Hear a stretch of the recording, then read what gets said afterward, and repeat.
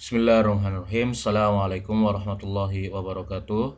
Alhamdulillah wassalatu wassalamu ala Rasulillah wa ala alihi wa sahbihi wa man walah wa la haula wa la quwwata illa billah. Rabbi shrah li sadri wa yassir li amri wahlul 'uqdatam min lisani yafqahu qawli. Amma ba'd. Anak-anakku kelas 6A ikhwan dan 6B akhwat yang saya cintai karena Allah. Alhamdulillah kita bertemu lagi pada hari Rabu tanggal 29 Juli. Hari Rabu kemarin alhamdulillah kita sudah sedikit membahas tentang pengertian al-asma al-husna. Kita langsung saja kita murojaah sedikit. Pengertiannya secara bahasa, asmaul husna adalah asma diambil dari kata ismun, jamak dari kata ismun yang artinya nama. Jadi kalau ismun satu nama, kalau asma lebih dari satu nama. Hasan diambil kata husna diambil dari kata hasan. Kenapa pakai hasan, pakai husna Ustadz? Karena dia jamak dari asma. Jadi makanya dia pakai husna. Husna itu bentuk jamak dari hasan yang artinya baik dan mulia. Selanjutnya, secara istilah kumpulan nama-nama Allah yang berjumlah 99 yang semuanya baik, mulia dan indah. Maksudnya 99 ini yang tertera di dalam Al-Quran dan hadis. Seperti itu. Selanjutnya kita akan masuk ke Asmaul Husna yang pertama, yaitu Al-Alim. Al-Alim artinya Allah Maha mengetahui. Mengetahui apa? Ketika Allah memiliki nama Maha mengetahui, maka Allah juga memiliki ilmu. Maka seperti halnya kita, ketika kita mengetahui ilmunya, kita punya ilmu, maka kita disebut mengetahui. Contoh, orang memiliki ilmu membuat pesawat terbang, maka dia dikatakan mengetahui membuat pesawat. Atau misalkan ada dari kalian yang bertanya, kamu tahu nggak cara membuat layang-layang? Kalau si yang ditanya itu menjawab, aku tahu, berarti dia memang memiliki ilmu membuat layang-layang. Contoh dengan bambu atau dengan kertas dan lain-lain. Maka dia memiliki ilmu. Nah, semakin banyak ilmunya, semakin dia mengetahui. Nah, Allah pun sedemikian. Allah dikatakan Allah Maha mengetahui karena Allah memiliki ilmu yang sangat luas, tidak terbatas. Nanti akan kita bahas sesuai dalilnya nanti insyaallah taala. Kalian mungkin ini ilmu baru ya. Kalau ada di dalam buku kalian tinggal garis bawah, kalau tidak ada kalian tulis ya di sini, karena ini sangat penting untuk mengetahui bahwa ilmu Allah sangatlah luas. Ustadz cantumkan 3 dalil di sini dari Al-Qur'an.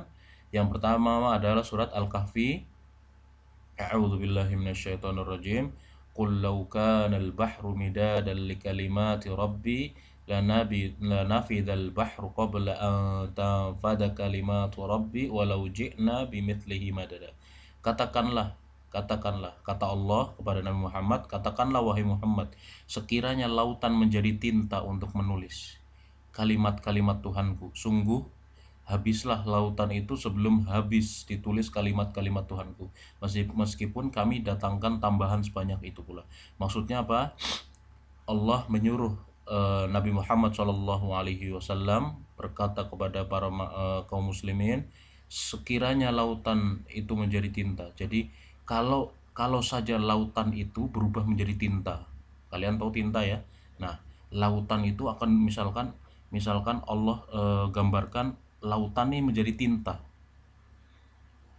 untuk menulis kalimat-kalimat Tuhanku. Maksudnya kalimat-kalimat ini ilmu-ilmu Allah Subhanahu wa taala. Jadi ketika Allah punya ilmu dan lautan ini menjadi tinta, seperti kita lah. Kita ketika ingin mendapatkan ilmu, ditulis gak di dalam buku tulis. Nah, Allah ini memiliki ilmu. Nah, kalau ilmu-ilmu Allah itu akan ditulis menggunakan tinta-tinta dari yang terbuat dari lautan. Lautan, kalian tahu lautan samudra itu yang ada di bumi. Nah, sungguh kata Allah, habislah lautan itu sebelum habis ditulis kalimat-kalimat Tuhanku. Sungguh akan habis, sungguh akan apa namanya, surut air itu habis, tidak tersisa lautan itu, samudra itu sebelum ilmu-ilmu Allah itu ditulis semuanya. Jadi kalau seandainya lautan itu dirubah menjadi tinta dan menulis ilmu-ilmu Allah, maka lautan akan habis dulu sebelum ilmu-ilmu Allah itu ditulis semuanya. Masya Allah. Jadi sungguh banyak dan tidak terhingga ilmu-ilmu Allah. Meskipun kami datangkan tambahan sebanyak itu pula. Maksudnya meskipun samudra ini, kalian tahu samudra ada di bumi ini, ya, kata Allah, meskipun kami datangkan tambahan sebanyak itu pula. Maksudnya meskipun samudra di dunia ini Allah tambahkan 2 kali lipat, 3 kali lipat, 5 kali lipat, 100 kali lipat, maka ilmu-ilmu Allah itu tidak akan pernah bisa tertulis dengan tambahan beratus-ratus kali lipat samudra. Makanya Masya Allah, ilmu Allah itu sangat luas, sangat banyak, sangat tak terhingga. Kita baru punya ilmu apa sih? Ya, ilmu matematika 1 kali 1, ya itu mah terlalu biasa. Ilmu bahasa Indonesia, subjek, predikat, keterangan, objek, nah itu sudah biasa. Ilmu bahasa Arab, contoh menerjemahkan, itu sangat rendah. Ilmu Allah itu ketika lautan atau samudra itu menjadikan tinta, maka tidak habis kalimat-kalimat Allah. Maksudnya tidak habis, belum habis ilmu-ilmu Allah, padahal lautannya sudah habis duluan. Masya Allah. Selanjutnya,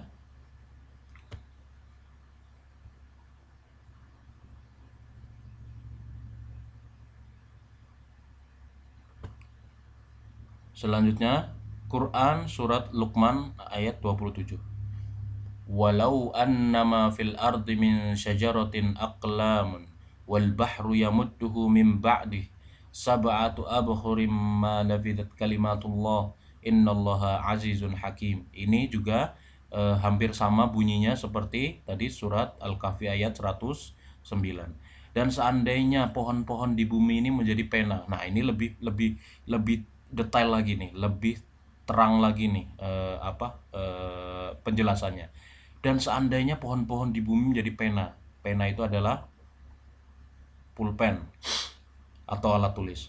Seandainya pohon-pohon di bumi ini, kalian tahu pohon di bumi ada berapa? 1, 2, di bumi ini ada 1, 2, 10, 100, lebih dari ratus-ratusan. Nah, seandainya pohon-pohon di bumi ini menjadi pensil atau menjadi pulpen, dan lautan menjadi tinta, tadi ya sudah dijelaskan ya, lautan menjadi tinta di surat Al-Kahfi, ditambahkan kepadanya 7 laut lagi. Maksudnya 7 laut ini 7 kali lipat samudra yang ada di dunia ini menjadi tintanya. Niscaya tidak akan habis-habisnya dituliskan kalimat Allah, maksudnya ilmu Allah. Sesungguhnya Allah Maha Perkasa lagi Maha Bijaksana. Kalian bayangkan, pohon yang ada di bumi ini kalian buat menjadi pensil atau pulpen, dan lautan menjadi tintanya. Bahkan ditambahkan 7 laut lagi, ditambahkan 7 samudra lagi, maka kalimat Allah atau ilmu Allah itu tidak habis.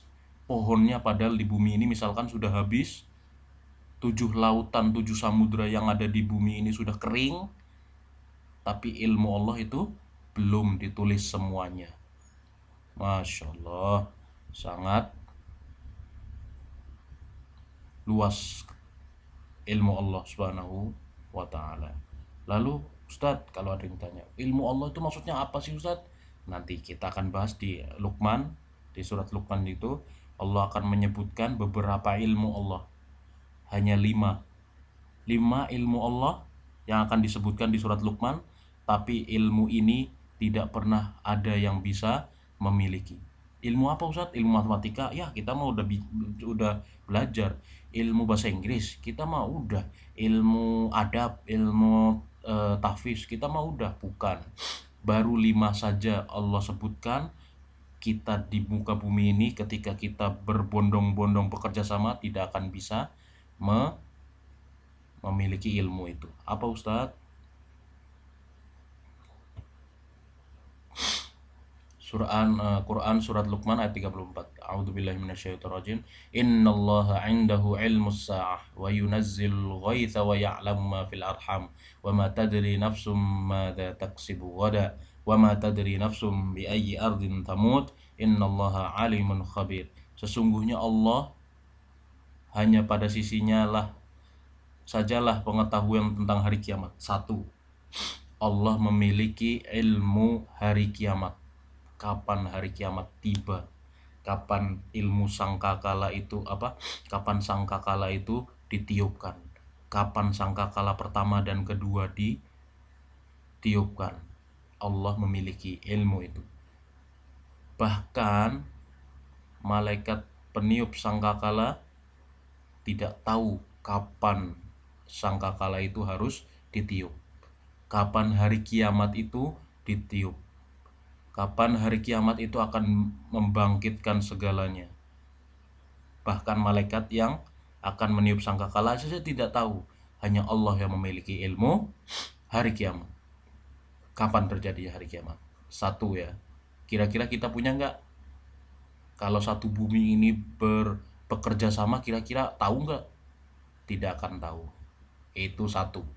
Yang kedua, wa yunazzilul ghaits, dan dialah yang menurunkan hujan. Allah memiliki ilmu untuk menurunkan hujan. Ada nggak di dunia ini yang menurunkan hujan? Ada Ustadz. Dulu misalkan di Sumatera itu bikin hujan buatan dari pesawat. Itu hanya buatan manusia. Hanya bertahan 1 menit, 2 menit, tidak lama. Kalau Allah memiliki ilmu menurunkan hujan, Allah berkehendak mau menurunkan hujan sejam, 2 jam, 5 tahun berturut-turut. Kalian tahu ada satu kota di Indonesia yang sering turun hujan, ya di Bogor. Kenapa Ustadz? Bogor sama Jakarta kan dekat. Kenapa di Jakarta jarang hujan? Kenapa di Bogor hujan terus? Ayo, ada yang bisa jawab? Kalau ada yang bisa jawab, kasih tahu Ustadz. Nah, ini bentuk ilmu Allah. Kenapa? Bogor dan Jakarta itu kan cuma sejam 2 jam. Kenapa kok kalau Bogor itu hujan terus, Jakarta nggak hujan? Nah, itulah keistimewaan ilmu Allah. Allah memiliki ilmu untuk menurunkan hujan. Kapan dia mau menurunkan hujan, Allah memiliki kemauan, memiliki hujan menurunkan hujan kapanpun Allah mau. Itu yang kedua. Yang ketiga, wa ya'lamu ma fil arham, dan mengetahui apa yang ada di dalam rahim seorang ibu. Allah memiliki ilmu dan mengetahui apa yang ada dalam rahim seorang ibu. Ada nggak yang tahu seperti ini? Oh, misalkan ada yang jawab, Ustadz, ada. Sekarang kan ada ada alat kan Ustadz yang bisa ngelihat bayi yang ada di dalam perut ibu kita. Ada, namanya kalau nggak salah USG namanya. Tapi itu hanya gambaran saja. Allah ini punya ilmu untuk bertanya kepada si rahim. Kalian tahu hadis tentang ditiupkannya ruh 4 bulan, ketika 4 bulan. Nah, si bayi ini akan ditanyakan tentang 4, atau Allah akan menetapkan 4 rizkinya, kapan dia mati, dia bahagia atau sengsaranya. Ayo, tuh. Allah memiliki ilmu mengetahui apa yang ada di dalam rahim. Kalau kita ke dokter, kita cuma tahu gambarnya aja. Allah tahu kapan dia mati, berapa rizki dia ketika nanti hidup di bumi ini. Contoh, 1 miliar kah, 2 miliar kah, atau berapa, dan dia kapan bahagia dan kapan dia sengsara. Ayo, ada nggak alat yang seperti itu? Tidak akan ada, ya. Masya Allah. Lalu selanjutnya, wa ma tadri nafsum madza taksibu ghadan. Allah memiliki ilmu apa yang akan terjadi besok. Yang keempat nih ya, Allah tahu, Allah punya ilmu apa yang akan terjadi besok. Masya Allah, ada nggak alat seperti ini? Tidak ada, tidak ada.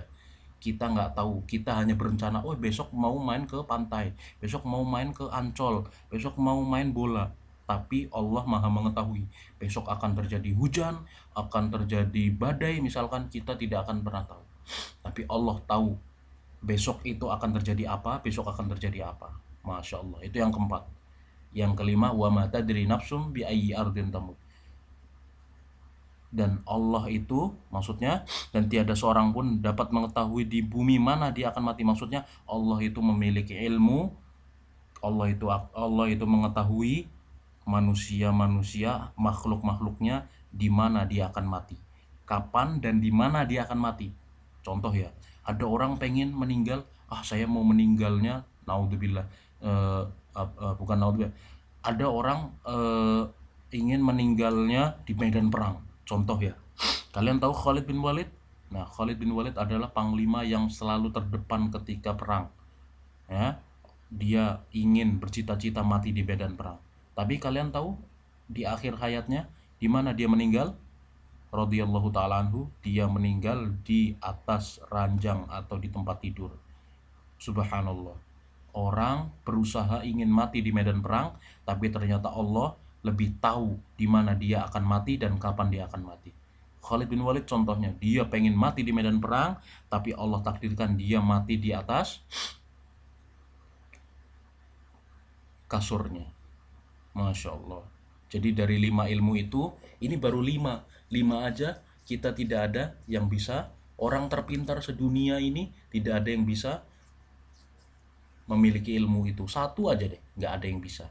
Ya, yang terakhir, sesungguhnya Allah maha mengetahui lagi maha mengenal. Seperti itu. Pertemuan kita agak panjang, 17 menit, tidak apa-apa. Jikalau ada yang ingin ditanyakan, bisa telepon ke Ustadz atau WhatsApp seperti biasa. Wassalamualaikum warahmatullahi wabarakatuh.